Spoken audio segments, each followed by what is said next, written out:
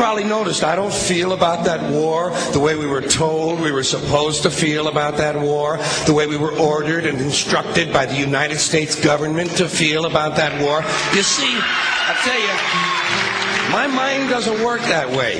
I got this real moron thing I do. It's called thinking. And I'm not a very good American because I like to form my own opinions. I don't just roll over when I'm told to. Sad to say, most Americans just roll over on command. Not me.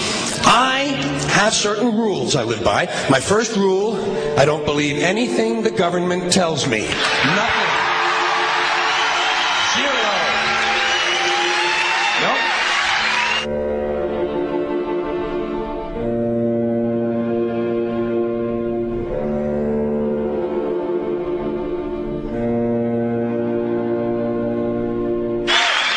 And I don't take very seriously the media or the press in this country, who in the case of the Persian Gulf War were nothing more than unpaid employees of the Department of Defense, and who most of the time function as kind of an unofficial public relations agency for the United States government.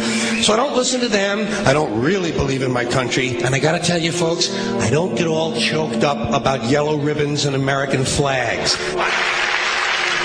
Now, to balance the scale, I'd like to talk about some things that bring us together. Things that point out our similarities instead of our differences. Because that's all you ever hear about in this country is our differences. That's all the media and the politicians are ever talking about, the things that separate us, things that make us different from one another.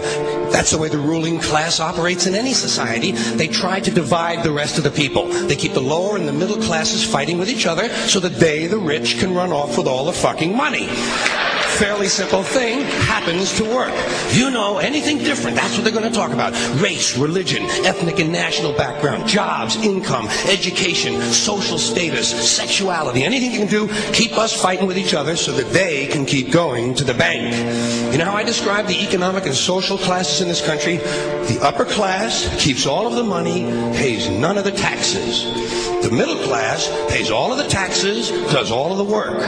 The poor are there just to scare the shit out of the middle class.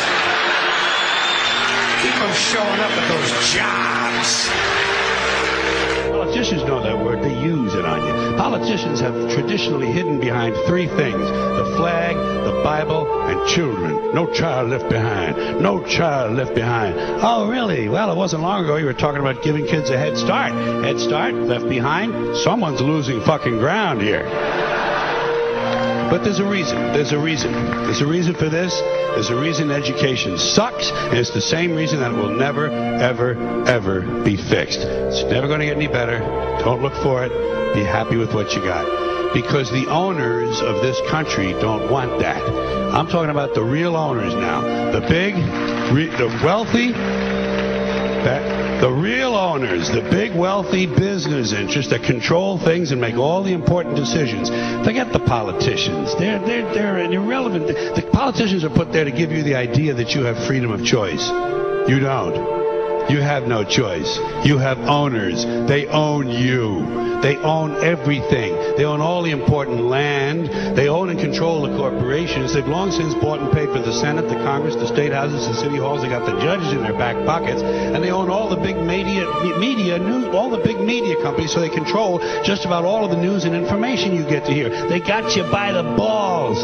They spend billions of dollars every year lobbying to get what they want. Well, we know what they want. They want more for themselves and less for everybody else. But I'll tell you what they don't want. They don't want a population of citizens capable of critical thinking. They don't want well-informed, well-educated people capable of critical thinking. They're not interested in that. That doesn't help them. That's against their interest. That's right. You know something? They don't want people who are smart enough to sit around the kitchen table and figure out how badly they're getting fucked by a system that threw them overboard 30 fucking years ago. They don't want that. You know what they want? They want obedient workers. Obedient workers. People who are just smart enough to run the machines and do the paperwork, and just dumb enough to passively accept all these increasingly shittier jobs with the lower pay, the longer hours, the reduced benefits, the end of overtime, and the vanishing pension that disappears the minute you go to collect it. And now they're coming for your Social Security money. They want your fucking retirement money. They want it back so they can give it to their criminal friends on Wall Street. And you know something? They'll get it. They'll get it all from you sooner or later because they own this fucking place. It's a big club and you ain't in it. You and I are not in the big club.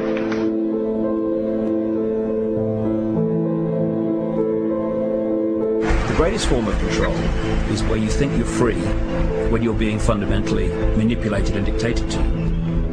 One form of dictatorship is being in a prison cell and you can see the bars and touch them. The other one is sitting in a prison cell but you can't see the bar, you think you're free. What the human race is suffering from is mass hypnosis. We are being hypnotized by people like this. Newsreaders, politicians, teachers, lecturers. We are in a country and in a world that is being run by unbelievably sick people. The chasm between what we're told is going on and what is really going on is absolutely enormous. The greatest hypnotist on planet Earth is a oblong box in the corner of the room. It is constantly telling us what to believe is real. Historically, the control and manipulation of political opinion has been the Freemasons' main weapon in gaining control of countries and states. Once in control of the rulers and politicians of a country, laws and political structures could be changed in accordance with their agenda. However, since restricting the body does not necessarily mean restricting the mind, the Freemason recognizes that their plan for a global government hinges completely on subduing the masses to their agenda, and thus eliminating opposition to their cause. And the greatest threat to their plan, posing more danger than any army or law, is the threat of a free-thinking mind. In order to eliminate this threat and to achieve their objective, the Masons have set about the boldest plan ever devised: the complete control of every aspect of human life, your life. And the weapons they are using against you are in your very homes, entertaining you and your children, and gradually indoctrinating you without you even realizing.